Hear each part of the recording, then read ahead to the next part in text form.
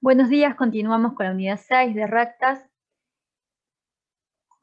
Vamos a recordar un poquito los conceptos del ingreso, del secundario, el concepto de pendiente que tenían de una recta en R2, la llamaban M, esto es igual a la tangente de alfa, siendo alfa el ángulo entre la recta y el eje positivo de las X. Entonces lo que solían hacer en la secundaria era tomar dos puntos de la recta, en este caso P1 y P2, y tomaban entonces las coordenadas de entre P1 y P2 sería X1, X2, el delta de X sería X2 menos X1, y el delta de Y sería X2 menos X1. Entonces podían formar este triángulo rectángulo, en donde sabían que este ángulo era alfa, y lo opuesto, el lado, bueno, la hipotenusa era el segmento entre P1 y P2, el segmento de la recta. El lado opuesto era el delta de Y y el lado adyacente del ángulo era el delta de X. Entonces, como sabemos que la tangente es lado opuesto sobre lado adyacente, bien podían escribir que la tangente de alfa es igual a delta de Y sobre delta de X, lo que es igual a componente a las coordenadas del punto 2 en Y menos la coordenada del punto 1 en Y, ¿no? Final menos inicial. Y en X, igualmente, la coordenada de X2 menos la coordenada de X1 es coordenada final menos inicial. Esto no es otra cosa que la definición de componentes de un vector. Entonces, ahora que sabemos que un poquito más de vectores, en vez de hablar del segmento entre P1 y P2, podemos hablar del vector que se forma P1-P2, que podríamos llamarlo A, y entonces el delta de X pasaría a ser la componente de este vector en X, y delta de Y pasaría a ser la componente de este vector en Y. Por lo tanto, la pendiente M, que es la tangente de alfa, se puede decir que es la componente de Y sobre la componente en X del vector de dirección de la recta. En otras palabras, si tengo de dato M, entonces tengo el vector de dirección de la recta, o si tengo el vector de dirección de la recta, con los componentes fácilmente puedo obtener M. Esto es para los conceptos de recta en R2. Ahora bien, también tenemos la condición de perpendicularidad y la condición de paralelismo, que también para R2 que estudiaron ya en la secundaria. Dos rectas si son perpendiculares, sus pendientes son opuestas y inversas una de otra. Y si las dos rectas son paralelas, las pendientes son iguales. Pero esto es válido para R2, porque hablamos de pendiente en el plano. ¿Qué pasa si, cómo podemos generalizar esto para que obtener condición de perpendicularidad y de paralelismo para rectas en R2 o en R3 o en Rn, no importa? Entonces, lo que vamos a utilizar a partir de ahora, ya que ya tenemos conocimientos en vectores, es los vectores de dirección de dichas rectas. Cuando los vectores de dirección de dos rectas son perpendiculares, las rectas son perpendiculares. Entonces, ¿cuál era la condición de perpendicularidad entre dos vectores? Que el producto escalar sea igual a 0. Por otro lado, si los vectores de dirección de dos rectas son paralelos, entonces las rectas son paralelas. ¿Cuál es la condición de paralelismo? Y bueno, que las el cociente de las componentes homólogas sea igual a una constante. Sí, eso ya lo vimos en la unidad 2. Bien, esta condición de perpendicularidad y paralelismo referidas a los vectores de dirección de las rectas me sirven como condición me sirven tanto para las rectas en R2 como para R3. Luego podemos agregar cómo calcularíamos el ángulo que se forma entre dos rectas. Y esto es también sencillo utilizando la unidad 2, aplicando el producto escalar, ya que si tenemos en cuenta los vectores de dirección de ambas rectas, podíamos calcular el ángulo entre dichos vectores.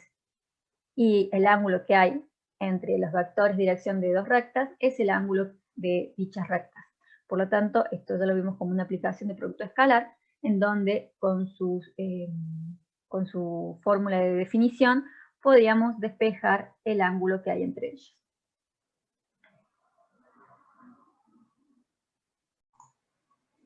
Bien, vamos a ver un par de conceptos más que podremos utilizar. Distancia entre un punto y una recta en R3. También se puede utilizar en R2. Para ello utilizaremos, bueno, tenemos la recta, un punto P0 que no pertenece a la misma, un punto conocido P1 de la recta y su vector de dirección, que en este caso lo llamamos A. Y lo que queremos entonces es la distancia entre la recta y el punto P0. Esa distancia es este segmento perpendicular a la recta, ¿sí? Llamado D. Vemos que si teniendo en cuenta el vector P1, P0, se forma un triángulo rectángulo con un ángulo phi entre el vector P1, P0 y la recta. Entonces, para encontrar una fórmula para resolver este problema, vamos a utilizar el concepto de producto entre dos vectores, producto vectorial. El módulo del producto vectorial entre P1, P0 y el vector dirección A es igual al módulo del vector P1, P0 por el módulo de A por el seno de phi. Por otra parte, por trigonometría, ya que este es un triángulo rectángulo, tenemos que este lado, que sería el lado opuesto, se obtiene con el seno. El seno de phi es opuesto sobre hipotenusa. La hipotenusa en este caso sería el módulo de P1, P0. Entonces, el módulo de P1, P0 por el seno de este ángulo phi es igual a el lado opuesto, que es la distancia que queremos encontrar. Por tanto, si reemplazamos en el módulo del producto vectorial, vemos que el módulo del producto vectorial entre el vector P1, P0 por el vector dirección es igual a la distancia por el módulo de A. Despejamos distancia y obtenemos la fórmula que podemos utilizar para calcular la distancia de un punto a una recta. La distancia más bien de la recta a un punto que esté fuera de ella. La distancia entre dos rectas paralelas, podemos utilizar la misma fórmula.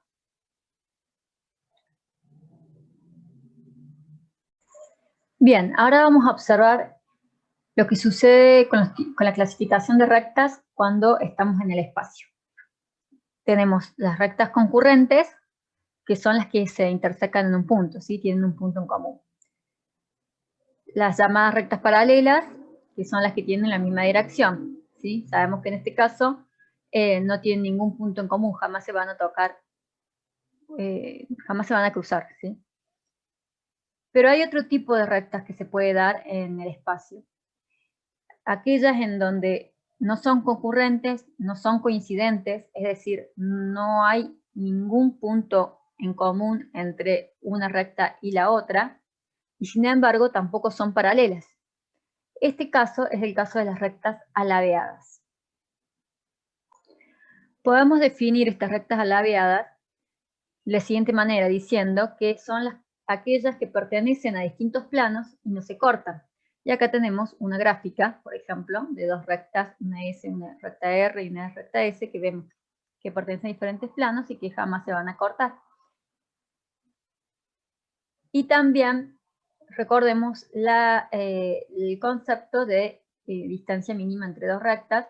La distancia mínima entre dos rectas alabeadas es la longitud del segmento perpendicular a ambas. Ya que tenemos una gráfica donde vemos dos rectas alabeadas, como vemos de nuevo, pertenecen a planos distintos, y la distancia mínima que hay entre ellas es un segmento que es perpendicular a ambas rectas, ¿sí? Como se ve en la figura. Bien, ahora vamos a encontrar la expresión matemática para encontrar la distancia entre dos rectas alabeadas. Bien, esta gráfica está casi tal cual en el apunte. Al verla, alguno puede confundirse y creer que son dos rectas concurrentes, ¿sí? Y que aquí hay un punto en común. No es así, son dos rectas alabeadas, como lo dice el enunciado, ¿sí? Imagínense, para que lo puedan visualizar, imagínense que acá hubiera un puente con vías de tren, y acá pasa un tren por arriba y por abajo del puente pasa otro tren, ¿sí? No chocarían. Uno pasa por abajo del puente, otro por arriba del puente. Bueno, si pueden visualizar que estas rectas en realidad no están tocándose, ¿sí? Una va por abajo y otra por arriba. Bien. Viéndolo de este modo, entonces estas dos rectas R1 y R2 son alabeadas y lo que queremos calcular es la distancia entre ellas, que ya dijimos es el segmento perpendicular a ambas. Pero ¿qué expresión matemática nos lleva a ese segmento? Para llegar a esa expresión final, vamos a necesitar dos puntos conocidos, un punto conocido para R1, un punto conocido para R2. A su vez, también debemos conocer los vectores de dirección de cada una de las rectas. Por otro lado, lo que vamos a primero marcar es este vector normal. Este vector normal es perpendicular tanto a R1 como a R2. Luego, si trazamos un vector entre P1 y P2, es decir, el vector P1, P2, y luego analizamos la proyección de este vector P1, P2 sobre el vector normal N, esta proyección es la distancia D. Bien, cuando hablábamos de proyección, cuando estudiamos el producto escalar, entonces, si hacemos el producto escalar de este vector normal N por el vector P1, P2, sabemos que esto es igual a el módulo de N por el módulo de P1, P2 por el coseno de alfa. Pero como vimos en la parte de unidad 2, en la parte de producto escalar de la representación e interpretación gráfica, sabemos que el módulo de P1, P2 por coseno de alfa es la proyección de P1, P2 sobre N. ¿Sí? Y por lo tanto, esa proyección dijimos la distancia que estamos buscando. Por lo tanto, podemos despejar de aquí. Despejamos que la distancia es igual al producto escalar de entre estos dos vectores n y P1, P2 sobre el módulo de n. A su vez, le agregamos aquí dos barritas porque como es una distancia, siempre vamos a tomar los valores positivos. Ahora, ¿cómo podemos n dijimos que es un vector normal tanto a la recta 1 como a la recta 2? ¿Y cómo podemos obtener nosotros con seguridad un vector que sea perpendicular a dos rectas? Conociendo los vectores de dirección de ambas rectas, es decir, A1 y A2, entonces podemos hacer el producto vectorial de A1 por A2 y sabemos que el resultante de este producto vectorial ciertamente va a ser con seguridad un vector perpendicular a ambos. Por lo tanto, la fórmula final para calcular la distancia solo requiere de datos. Conocer las direcciones de ambas rectas y un punto conocido de cada una de las rectas. Bueno, todos estos temas van a ser profundizados en clase, los espero en la clase en directo para aclarar dudas y profundizar un poquito más. Muchísimas gracias.